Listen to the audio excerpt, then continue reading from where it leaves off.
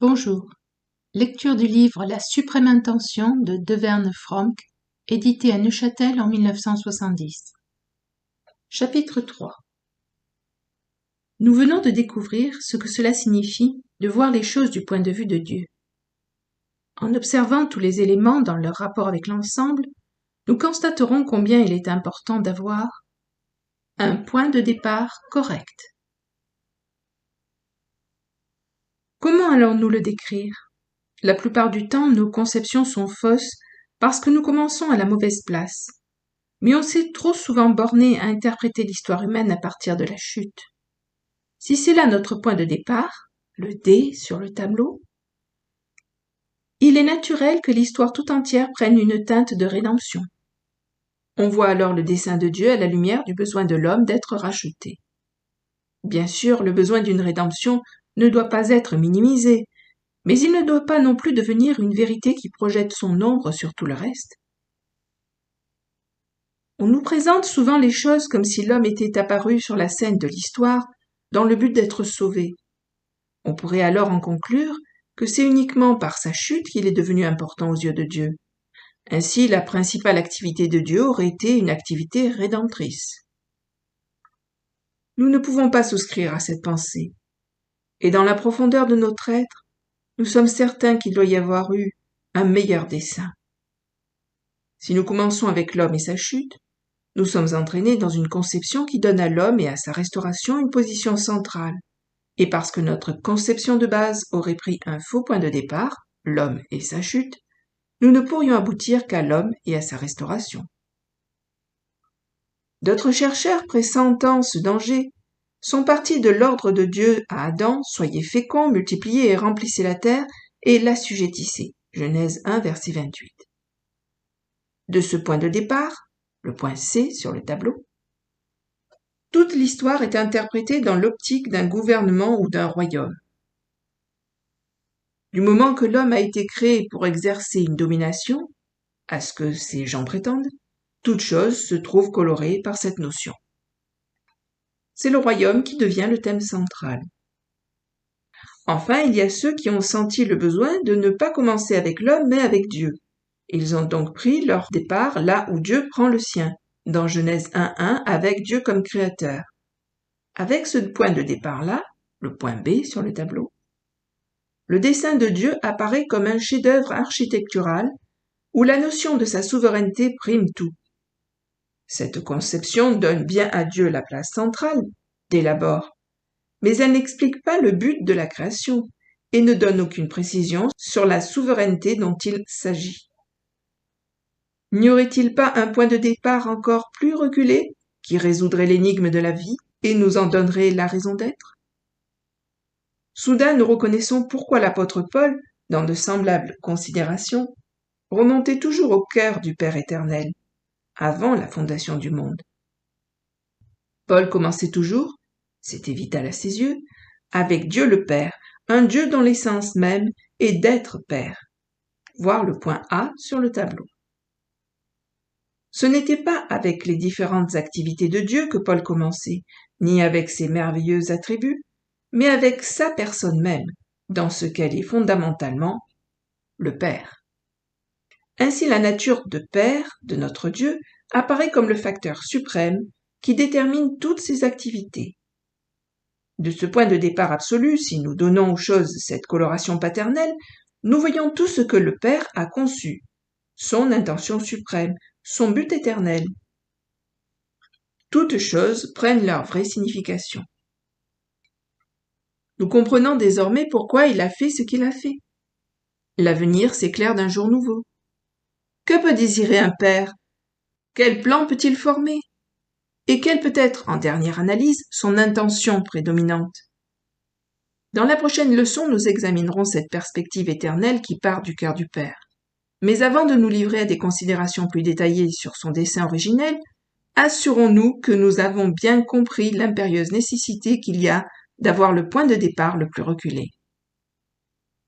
Vous pouvez ouvrir n'importe quel livre, n'importe quel journal ou périodique religieux, et vous vous rendrez compte immédiatement à quel point la chrétienté moderne est centrée sur l'homme. En outre, dans ses publications, le dessein initial de Dieu est présenté comme essentiellement rédempteur.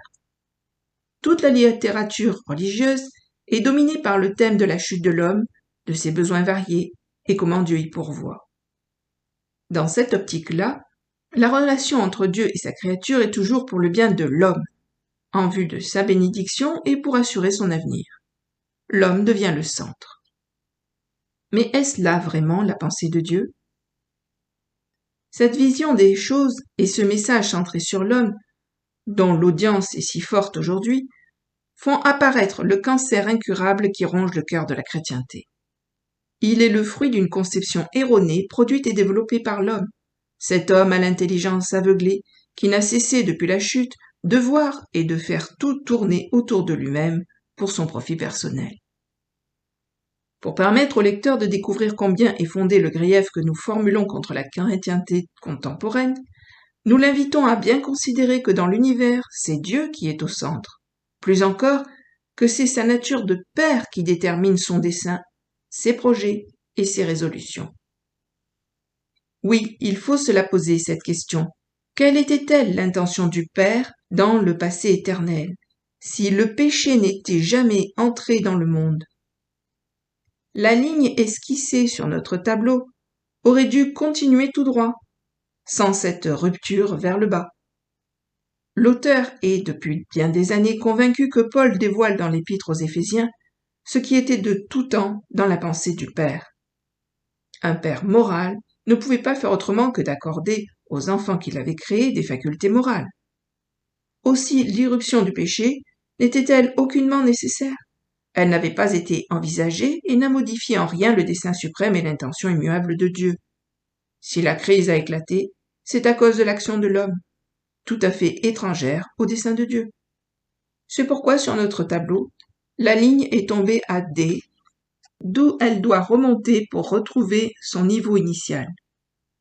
C'est là ce que nous constatons quand nous observons la déchéance de l'homme. Mais l'intention suprême, l'intention immuable de Dieu, n'a jamais changé. Le dessein éternel du Père en son Fils. Comment faire pour voir clairement qu'il existe dans le Père un dessein éternel caché qui n'a jamais été affecté par le temps? Paul l'exprime très clairement dans Éphésiens 1, verset 4. En lui, Dieu nous a élus avant la fondation du monde. C'est là quelque chose qui appartient aux sphères de l'éternité, sans être en aucune façon affecté par le péché ou par le temps. Il s'agit de quelque chose dont Dieu a déjà vu ou entrevu la consommation. Mais ce qui est important pour nous, c'est de voir quelle est la place du Fils éternel de Dieu dans le dessein éternel de son Père. Nous avons été tellement enclins jusqu'ici à identifier Christ à une activité rédemptrice que nous ne nous sommes guère rendus compte de ce qui l'unissait à l'éternité et au dessein du Père. Peut-être pourrons-nous replacer le Fils éternel dans son véritable contexte à l'aide des questions suivantes. Si l'homme n'avait pas péché, toutes choses auraient-elles été réunies en Christ? Selon Éphésiens 1, verset 10. Si l'homme n'avait jamais péché, était-il dans le plan de Dieu que tous les hommes fussent en Christ? Si l'homme n'avait pas péché, Christ aurait-il été incarné dans la famille humaine?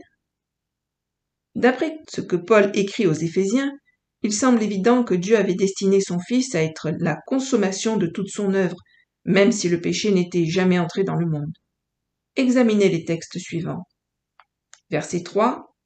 Nous a bénis, point de suspension, en Christ. Verset 4. Nous a élus en lui avant la fondation du monde. Verset 5. Prédestinés à être ses enfants d'adoption en Jésus-Christ. Verset 6. Sa grâce qu'il nous a accordée en son bien-aimé. Verset 10. Réunir toutes choses en Christ. Nous devons cesser d'interpréter le dessein et le plan de Dieu à partir de la chute. Ce que nous voyons dans les Éphésiens, c'est ce que le Père avait l'intention de réaliser en son Fils, et ce dessein n'a jamais été altéré par le péché ou par le temps. C'est ce dessein de Dieu qui était jusque-là resté un mystère que l'apôtre Paul allait dévoiler dans cet épître. Le Père destinait à son Fils un corps pour exprimer sa vie, pour s'exprimer lui-même, dans le monde maintenant et devant toute la création dans les siècles à venir. Nous n'avons aucune peine à voir comment cette suprême intention en faveur du Fils et de son corps a jailli de la nature paternelle de Dieu. Nous comprenons aussi facilement comment le Père a pu désirer une vaste famille qui partagerait sa vie, sa nature, son esprit, sa vision, son dessein et la résolution qu'il avait prise de poursuivre et d'atteindre son objectif. Nous pouvons voir aussi comment cette volonté d'avoir une famille devait trouver son accomplissement par son Fils et pour lui. La ligne directrice du plan de Dieu, avons-nous dit, aurait dû présenter une ascension régulière sans brèche ni solution de continuité. Mais puisque l'homme avait l'occasion de choisir de collaborer avec Dieu dans son dessein, il est clair qu'il pouvait aussi choisir de suivre son propre chemin. C'est pourquoi dans le temps, les dispositions prises par Dieu exigèrent l'introduction du plan rédempteur. Mais il n'a jamais été dans sa pensée que cette phase rédemptrice dût masquer son dessein original. Comme nous l'avons fait remarquer, en mettant la rédemption temporairement en vedette, nous avons trop souvent rejeté dans l'ombre l'ensemble bien plus vaste dont elle était issue, jusqu'à l'ignorer presque complètement. J'aime la manière dont Watchman Nee exprime la chose. Nous ne considérons l'histoire qu'à partir de la chute, mais avant la chute, Dieu avait déjà quelque chose à la pensée, et dans l'avenir, ce quelque chose ne manquera pas d'être réalisé. Dieu savait bien tout ce que le péché et la rédemption allaient produire, et pourtant le grand dessein qu'il avait conçu pour l'Église, présenté au chapitre 2 de la Genèse, ne fait aucune place au péché. Pour parler un langage humain, c'est comme si, en pensée, il sautait par-dessus toute l'histoire de la rédemption et voyait l'Église dans l'éternité future, ayant un ministère et une histoire tout à fait indépendante du péché et entièrement de Dieu. C'est le corps de Christ dans sa gloire, ne laissant rien percer de la déchéance de l'homme, mais exprimant uniquement l'image du Fils de l'homme glorifié. La voilà, l'Église, qui a satisfait le cœur de Dieu et a été revêtue d'autorité. Fin de citation. Si nous laissons derrière nous notre point de vue lié à la terre pour monter au belvédère céleste de l'éternité, nous constaterons avec admiration que le dessein éternel embrasse les merveilles de la rédemption, mais qu'il s'étend bien au-delà. Car dès l'éternité, le Père avait attaché son cœur à un dessein admirable dans lequel naturellement l'homme avait sa place. La rédemption n'est pas le but, mais seulement un programme de restauration. Elle n'est qu'une parenthèse incorporée au thème principal. C'est pour cela que nous insistons pour que l'on parte du cœur même du Père, de son désir, de son dessein, de sa résolution initiale. En prenant cette position, nous verrons Christ d'un point de vue tout différent. Il n'est pas lié en premier lieu aux besoins de l'homme, mais à l'intention suprême du Père. Et du moment que les intentions originelles de Dieu ne sont pas déterminées par les besoins de l'homme, toutes choses prendront pour nous une signification nouvelle, parce qu'elles auront retrouvé leur place juste par rapport à Dieu, contribuant ainsi à son honneur, à sa satisfaction et à sa gloire. Fin du 3e chapitre. La suite de cette lecture dans une prochaine vidéo. À bientôt. Merci. Au revoir.